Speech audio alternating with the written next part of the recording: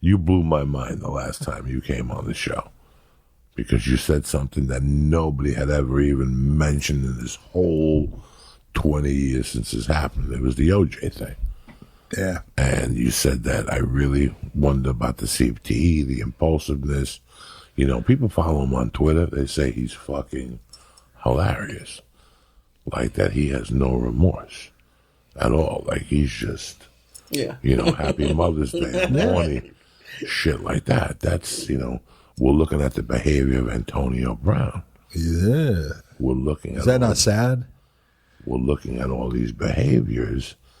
And, you know, for me, I thought CTE came after you retired. I thought that CTE came when you were 35. If you took a lot of blows to the head, I'm looking at, without hurting anybody's feelings or starting a war, I'm looking at 6 guys that used to be UFC fighters now that, oh my God, you could hear it in their talking, their patterns already. Oh, easy. And I was like, well, whatever, maybe it's me. Maybe I smoke too much pot.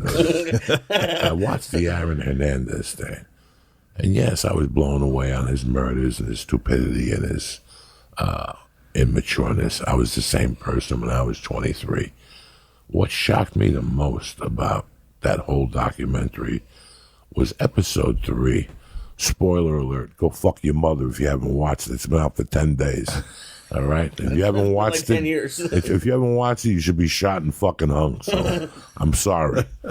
But when they said the amount of CTE he had, he played his last game when he was 23 years old. Wow. He died when he was 27, correct? Close to around that, yeah. 27.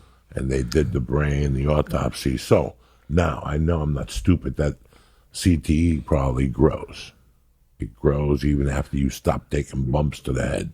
It's going to continue on. It continues. The it's called the taro protein starts to attack your brain, and that taro proteins just starts to eat the actual brain itself, and that's where you start to get these bigger and bigger crevices that it just starts to deteriorate the brain. It's insidious when you look at what that disease does. And a disease that until Michael Webster, who played for the Pittsburgh Steelers, he was the center for Terry Bradshaw, who we watch every, Sunday when the NFL's on. You're seeing, Terry is, he's still lucid, can, crack jokes. Sometimes he'll say things you go, oh, he's going to get in trouble for that. But, he's, the guy that was the guy protecting him in front was the first guy that was diagnosed by, the Dr. Amalu hey, this guy has a disease that we don't know about. And CTE, repetitive blows to the head, and if you go back, Mike Webster, they tried to portray it in the movie Concussion. This guy he was torturing himself trying to think right.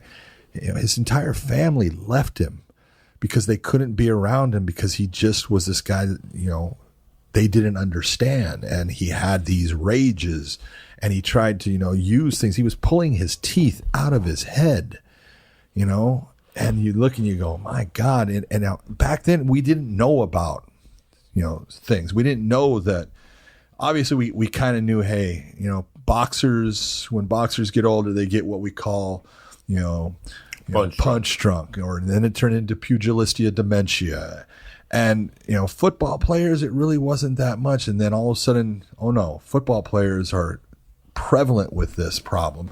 And all of these, in fact, the Pittsburgh Steelers, where Webster, Terry Long, Straczynski, all these guys that played with the Steelers, a tough team, all had this, and they're all killing themselves. And then Junior Seau kills himself, shoots himself.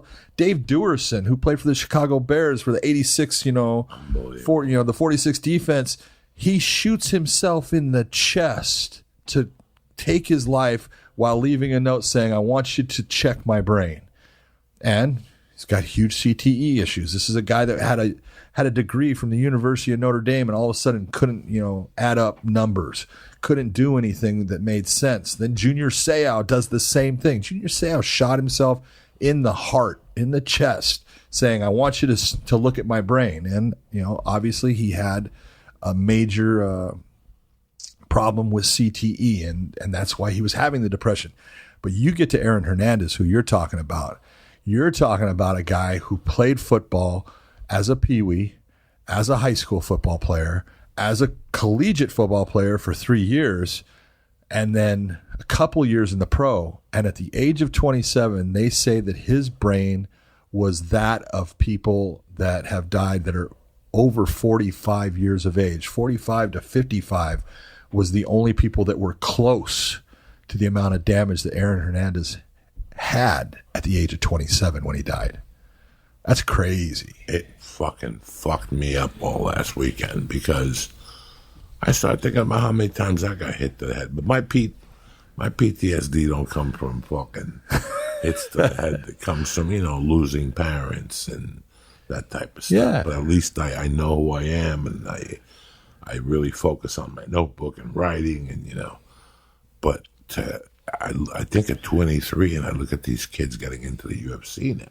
Yeah. Like, that just opened my eyes to so many things. 23. Younger. Yeah. 23, and he already fucking had it, and it was on its way. Do you think it was responsible for his behavior? I think it had a huge amount of, there's no doubt that it led to. Now, that doesn't take away from the responsibility. That doesn't take away from the act itself. I'm not giving him an excuse, but the inability to rationally think, they say that especially men, the human brain is not fully developed until it's 25 years of age. And sometimes they say even a little bit longer for men because we're idiots. Okay. And I'll kind of go along and agree with that. He was 23 when he stopped playing football. His brain hadn't even fully developed and had this amount of CTE.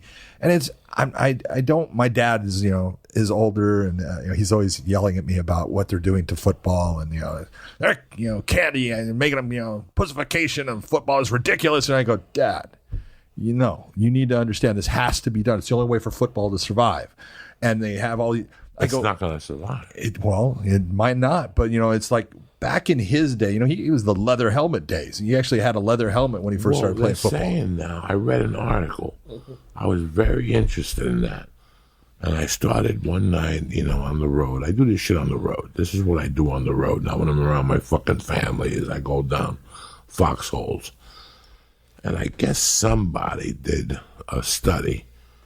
And they said that when they were wearing the leather helmets, there was less head injuries because they weren't using their heads as a weapon. That's exactly what I'm talking about. I didn't know. I had to put that all together through reading and whatever. My dad talks about, he goes, the first time I was knocked out, well, it was the first time they actually had hard helmets.